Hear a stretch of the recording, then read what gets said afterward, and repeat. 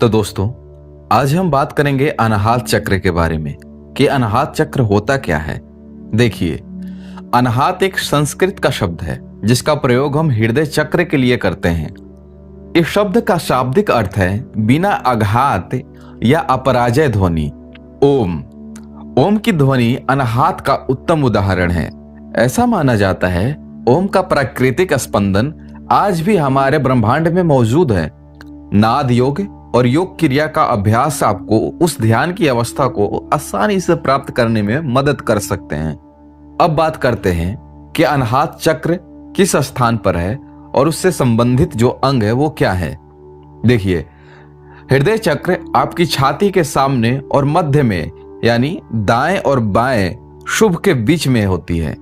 पीछे और आपके उरोस्थित के थोड़ी सी नीचे स्थित होती है। देखिए, हृदय चक्र के क्षेत्र का महत्व फेफड़े और हृदय से घनिष्ठ संबंध रखता है। अगर हृदय चक्र को संतुलित रखने में ऑक्सीजन से जुड़े महत्वपूर्ण घटक होते हैं। प्राणायाम मानव शरीर के ऊर्जा प्रणाली के इस स्थान की मदद करने के लिए एक शक्तिशाली अभ्यास है। यह चक्र मुख्य रूप से ऊपरी पीठ पर छाया है। देखिए, हृदय चक्र का प्रतीक 12 कमल के पंखुड़ियों का एक चक्र है जो 2 अंतर्विभाजित त्रिकोणों को घेरे हुए हैं। पहला, देखिए, 12 कमल की पंखुड़ियां जब चक्र संतुलित अवस्था में होता है तो एक चक्र में स्थित 12 पंखुड़ियां हृदय के गुणों को दर्शाती है। जैसे 12 मानसिक परिवर्तन जब चक्र असंतुलित हो और 12 हृदय गुण जब चक्र आपका संतुलन में हो, यानी काम जो आशा होती है उसको वो आनंद में बदल देता है। जब चक्र असंतुलित होती है तो चिंता होती है, संतुलन होने के बाद उसे शांति में परिवर्तित कर देता है। वैसे ही गम यानी कि स्वामित्व उसको प्यार में, अहंकार को समझ में, अक्षमता को अधीयता वृत्ति में, जो भेदभाव है उसको अस्पष्टता में, अहंकार है उसको पवित्रता में, झाम है एकता में, धोखाधड़ी उसको करुणा में। दूसरा, पशु प्रकृति। हिंदू परंपरा में हृदय चक्र से जुड़ा देवता वायु है जो मृग की सवारी करते हुए प्रतीक के केंद्र में बैठता है। आइए अब जानते हैं अनाहत चक्र के ऊर्जा, आवृत्ति और बीज मंत्र के बारे में। देखिए, प्रत्येक चक्र में फैली हुई ऊर्जा दृश्यमान यानी कि स्पेक्ट्रम के एक निश्चित आवृत्ति और तरंग दैर्ध्य से मेल खाती है। जैसे हार्ट चक्र यानी हृदय चक्र 639 हर्ट्ज की आवृत्ति पर कंपन करता है।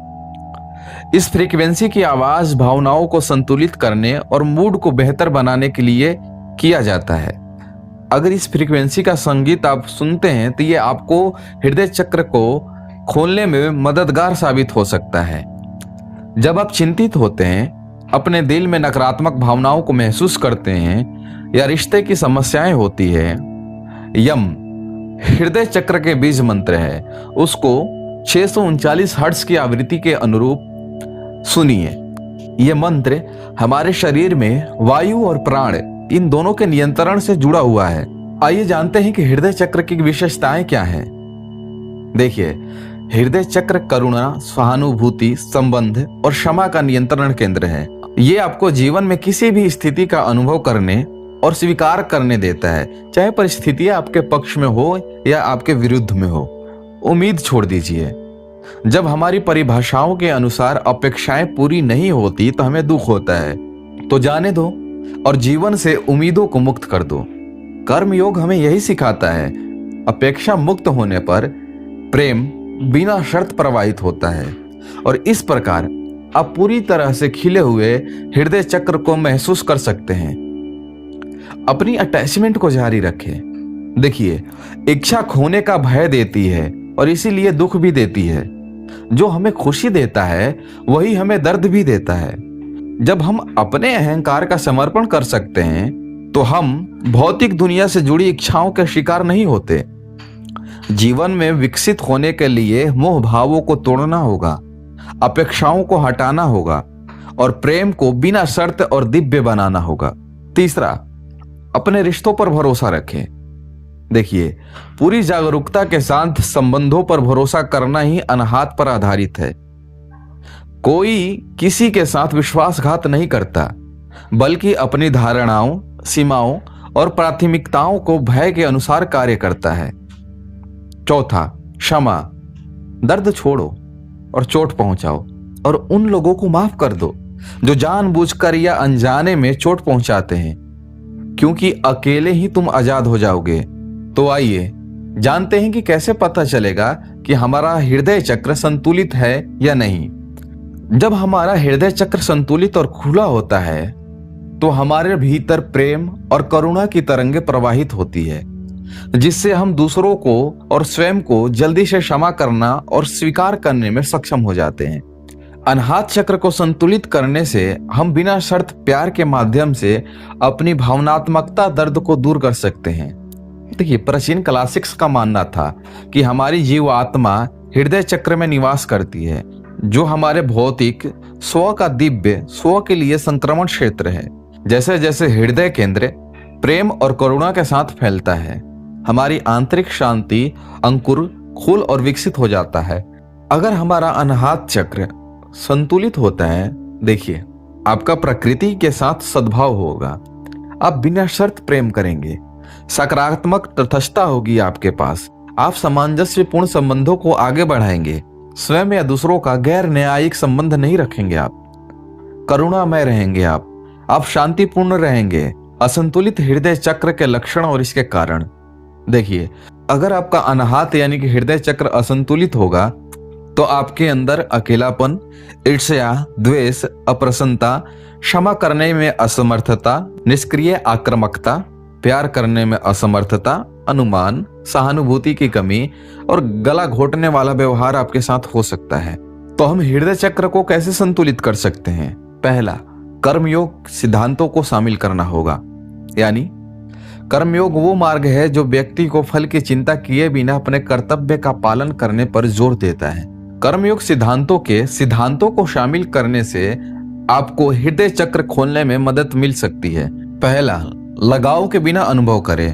दूसरा, अतीत से आसक्ति छोड़ दें। अक्सर हम लोग अपनी स्थितियों या लोगों से चिपके रहते हैं। जब हम उनके कंपनी के साथ खुश रहते हैं, सुरक्षित रहते हैं, सहज महसूस करते हैं। इसीलिए पिछले आसक्तियों को छोड़ना और मन और हृदय को खोलना एक नए भविष्य की ओर ले जाता है। तीसरा, परिणामों के प्रति आसक्ति को छोड़ दें। परिणाम की चिंता मत कीजिए।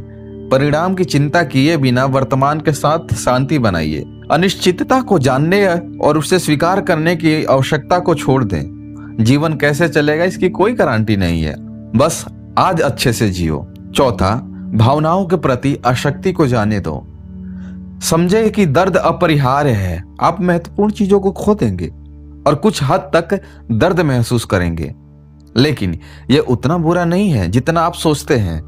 जैसा कह रहा है, दर्द अनिवार्य है, पीड़ा वैकल्पिक है। प्राणायाम और हृदय खोलने वाले योगासनों का अभ्यास करें। हाफ कैमल पोज यानी अर्ध उत्तरासन। दूसरा, व्हील पोज। तीसरा, ब्रीज पोज। चौथा, रिवर्स। पांचवा, अपवर्ड फेसिंग डॉग पोज। यदि आप अपने हृदय चक्र को संतुलित और स्वस्थ रखते हैं तो आप दूसरों के प्रति प्रेम पूर्वक और करुणाशील व्यक्ति बन सकते हैं।